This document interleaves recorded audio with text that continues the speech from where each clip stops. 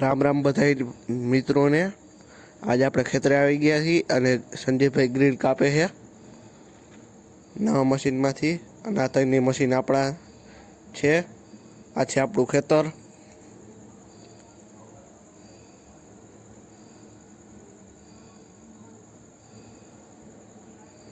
આ છે કૂવો બાજુના ખેતરનો। રામદુભાઈ ચા બનાવ્યો, બધા હવે ચા પીવા માંડ્યા છે અને આપણે થર્મસ લઈને હિરેનભાઈને ચા પાઈ આવી।